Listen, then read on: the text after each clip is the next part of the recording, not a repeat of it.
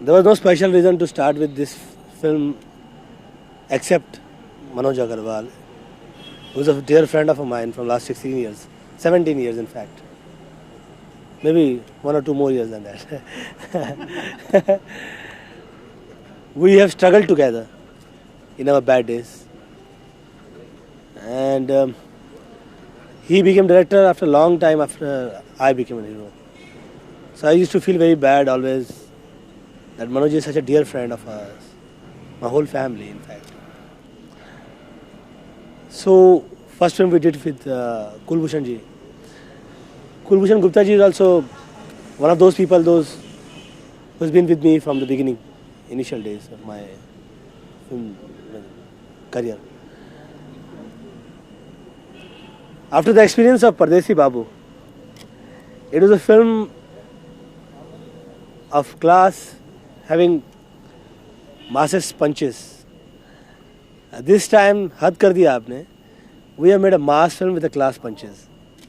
We totally changed the cycle and tried to make a very commercial film. And Manoj is a dear friend, so I decided let's start with this film only to safeguard all the interest of producer, mine and Manoj. मेरे distributor बनने के सबसे बड़ा कारण था कि आजकल फिल्मों की प्राइसेस जो हैं वो हाइक होती जा रही हैं, हीरो की प्राइसेस हाइक होती जा रही हैं. ऐसे में प्रोड्यूसर का और ज़्यादा साथ दे देना मैंने समझदारी समझा. कि बॉम्बे डिस्ट्रीब्यूशन मेरे पास हो जाने से डिस्कशन ख़त्म हो जाती है कि गोविंदा को कितना प्राइस देना है, क्या है क्या नहीं है. उसके अलावा अगर पिक्चर ने ज़ीरो बिज़नेस किया तो मेरी प्राइस ज़ीरो, और अगर पिक्चर ने हीरो बिज़नेस किया तो मेरी प्राइस ज़ीरो. तो रिस्क सबका डिवाइड प्रॉपरली हो जाता है और एक करेक्ट बिजनेस स्ट्रेटजी रहती है. इसलिए डिस्ट्रीब्यूशन शुरू किया मैंने. प्रोड्यूसर का साथ सिर्फ इसी वजह से कि आपका बहुत अच्छा बिजनेस है, आगे भी आप प्रोड्यूसर को मेरी आने वाली जितनी फिल्में हैं उनका मेरे साथ यही मेरा वे होगा उनके साथ काम करने. वो मैं ज़्यादा डिस्कस नहीं कर रहा हूँ अभी फ़िलहाल. हद कर दी है आपने.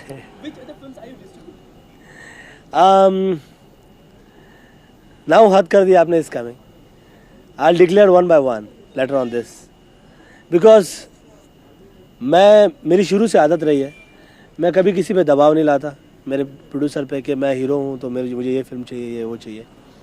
कभी कभी किसी की अपनी लॉन्ग रिलेशनशिप होती है तो they can maintain it the way they want.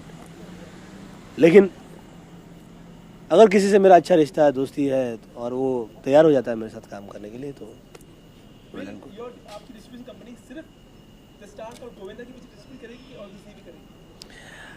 Mostly मेरे ही करेंगे.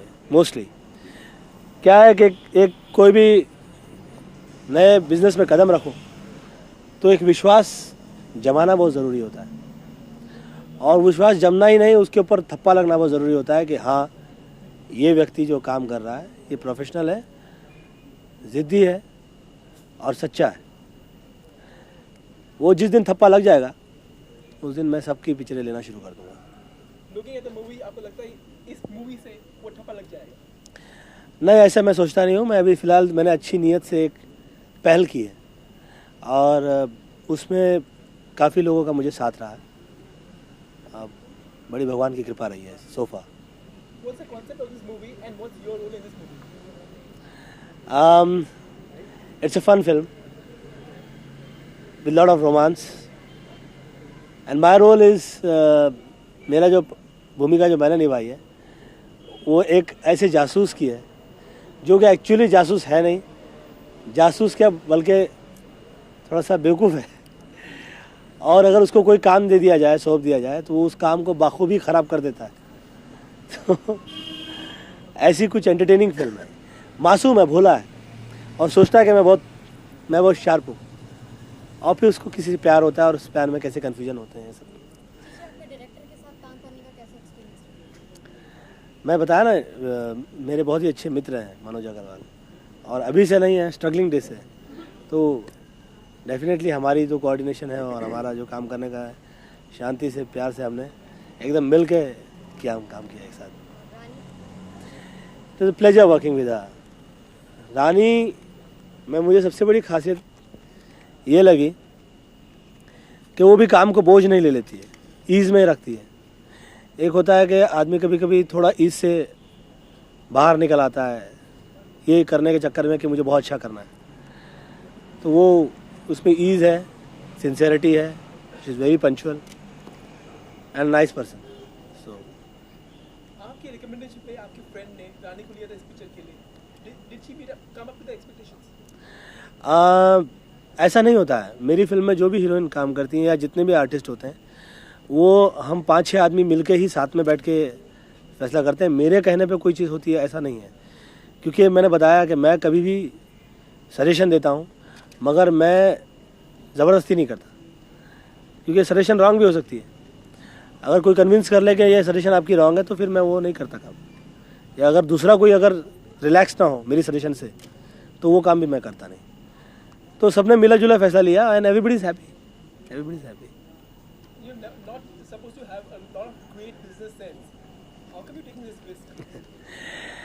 बिजनेस सेंस होना, ट्रिक्स होना और ट्रिक्स जानना,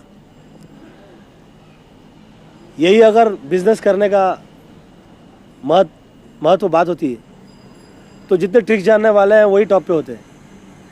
ऐसा होता नहीं है। दुनिया का कोई भी बिजनेस हो सबसे पहले उसके लिए आपकी अपनी कृपा, भगवान के, आपके माता पिता के आशीर्वाद, वो सबसे ज़्यादा इम्पॉर्टेंट होते हैं। आपकी अपनी रिलेशनशिप और बिज़नेस में आपकी कितनी सच्चाई मेंटेन रख सकते हैं, उसकी खासियत, उसकी काबिलियत। क्योंकि बहुत सारे चतुर लोगों को मैंने उनका बहुत बुरा हश्र भी होते देखा है। मुझे लगता है आदमी जितना सिंपल हो, भोला हो और सच्चा हो वो उतना बड़ा बिजनेसमैन बन सकता है। ऐसा मेरा अपनी थिंकिंग है। चालाकी से आदमी जुगाड़ कर सकता है और जुगाड़ी आदमी ज़रूरी नहीं है कि बहुत बड़ा बिजनेसमैन हो। जब डिस्ट्रीब्यूशन के लिए शुरुआत करते हैं तो they also look forward for direction, so are you having any plans for direction? No way, never. Producing any movies? Producing any movies? No way, no producing, no production, no direction. Number 1 ये word आपके लिए बहुत ही lucky रहा है आपकी career. जी distribution company में कहीं number 1 attach करने की सोच है। It's Govinda Yashvardhan number 1, Govinda Yashvardhan number 1 distributor. उसी वजह से रखी है। अच्छा, व्हाट नेक्स्ट? डिस्ट्रीब्यूशन के साथ आप डिस्ट्रीब्यूशन करना चाहेंगे और कुछ करने की? मैंने कंपनी अपनी खोली शुरू की है, गोविंदा एंटरटेनमेंट नंबर 1। उसके तहत मैं कुछ ऐड बना रहा हूँ, कुछ शोज़ मैंने लिए हैं जिनकी कोऑर्डिनेशन ही कर रहा हूँ मैं। उस कंपनी को अंदर पूरी शोज़ की रिस्पॉन्सिबिलिटी मैं नहीं ले रहा हूँ, क्योंकि वो एक अलग ही टोटल बिजनेस है और उसके लिए आपके पास उतने सारे लोग होने चाहिए, 4-5 अपने, जो कि मुझे लगा कि मुझे रिस्पॉन्सिबिलिटी नहीं लेनी चाहिए। लेकिन ऐड तक का जहाँ तक है, जहाँ तक के आगे हो सकता है कि सीरियल्स की बात निकले, वहाँ तक ठीक है, वहाँ तक करूँगा। आपके क्या फ्यूचर प्लान सिर्फ इसी वजह को देखते हैं आज का जो टेलीविजन में जो बूम आया हुआ है और कहीं पे फिल्मों का जो दौर पीछे आ रहा है, वो फ्यूचर प्लानिंग है आपकी? ऐसा कुछ नहीं है, ऐसा कुछ नहीं। मौका देख के आगे बढ़ जाने वाले लोग जो होते हैं वो अलग होते हैं। मैं हमेशा सात्विकता से जो मन में आता है, ऐसा लगता है कि ये करना चाहिए, वो करता हूँ। मैं ऐसा कुछ नहीं सोचता। डिस्ट्रीब्यूशन कंपनी में नया कब आया था? फिल्म मेकिंग के दौरान या फिल्म मेकिंग से पहले? अभी कुछ 6 महीना पहले, 5-6 महीना पहले। चीची इस फिल्म का म्यूजिक कैसा? Very good. Anand Raj Anand is very good in the film. In fact he is the highlight on film. अब ये कसरत रही है कि आप ऑस्कर अवार्ड जीतने आपने कहा, उस तरफ कुछ?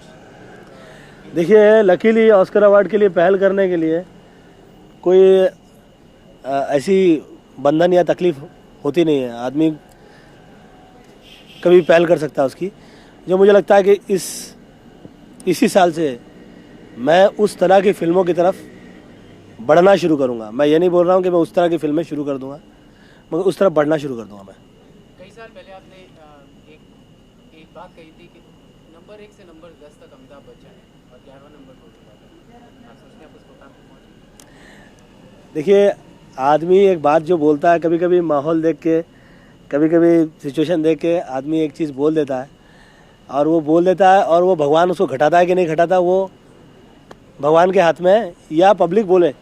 मैं कैसे बोलूँ कि मैं कहाँ हूँ क्या नहीं हूँ, मेरे मुंह से निकला होगा, क्योंकि उसमें ये बात तो सच है कि अमित जी 1 to 11 है, कि उनके बाद मैं हूँ कि नहीं हूँ ये सब मैं नहीं बोलूँगा। मैं ये कहूँगा भगवान की कृपा से मेरा एक अपना एक अलग मुकाम बन गया है, जिससे मैं बहुत खुश हूँ। एक छोटा सा सवाल, आपके लाखों करोड़ों फैंस हैं, लेकिन आपकी बेटी आपकी फैन नहीं, वो ये सेंसिटिव इशू कैसे टैकल करेगी? घर की मुर्गी दाल बराबर, आज का नहीं, बहुत पुराना किस्सा है। तो उसमें कोई बुरा मानने की बात नहीं है। आपकी बेटी किसकी फैन है? मेरी बेटी, देखिए यही होता है, आदमी जिसका फ़ैन होता है वो हर 2-3 साल में बदल देता है, इसलिए मैं उन स्टार्स के सबके नाम नहीं बताऊंगा जिनसे वो बदलती आई है। बट फिलहाल वो ऋतिक रोशन की फ़ैन है। Which is the favorite song in the movie? My favorite, you put any number, all the numbers are good. बेकरार दिल बेकरार, that is my most favorite. जी पिछले कई सालों से आप कॉमेडी करते आए, कभी कुछ सीरियस रोल करने? नहीं, मैंने सीरियस अटेम्प्ट की है, मगर मेरी कॉमेडी ज़्यादा चली है। तो मैंने अटेम्प्ट नसीब भी पिक्चर बीच में किया था, खुदार करके काफ़ी समय हो गया, इसलिए खुदार नहीं कहूँगा, खुदार करके 5 साल हो गए। मतलब ऐसा लग रहा है आप टाइपकास्ट होते जा रहे हैं एक ही तरह के रोल में, नहीं, अलग करना लगना एक स्वाभाविक सी चीज़ है, क्योंकि चल हो रहा है, लेकिन जिस दिन कोई फ्रेश पिक्चर चल जाएगी डिफरेंट, लगना बंद हो जाएगा। बट एज एक्टर आपको कैसा लगता है, एक ही तरह की, भले वो कमर्शियली सक्सेस होती है, मगर एक ही तरह के रोल करना आपको कैसा लगता है? एक तरह की फिल्मों में सक्सेसफुल होने का मतलब है कि आप एक ब्रांड बनते जा रहे हो, जैसे कि चार्ल्स चैपलिन ब्रांड थे, जैसे कि माइकल जैक्सन अपने आप में एक ब्रांड है, जैसे कि अमिताभ बच्चन जी अपने आप में एक ब्रांड है, जैसे कि राज कपूर जी अपने आप में एक ब्रांड थे। तो राज कपूर जी ने पूरी ज़िंदगी भर रोमांटिक फिल्म ही बनाई, अमित जी ने एंग्री मैन ही मैक्सिमम किया, दिलीप कुमार जी ने ट्रेजेडी ही की मैक्सिमम, और माइकल जैक्सन के नंबर जो होते हैं वो टिपिकल माइकल जैक्सन जैसे ही होते हैं, या चार्ल्स चैपलिन कॉमेडी करते रहे। बेस्ट एक्टर का अवार्ड और किसको मिलता है, बेस्ट कॉमेडियन का अवार्ड आपको मिलता है, तो आपको कैसा फील होता है? मुझे बेस्ट कॉमेडियन अवार्ड नहीं देते, best actor in comic role में दिया उन्होंने। इन्होंने नई कैटेगरी शुरू की है।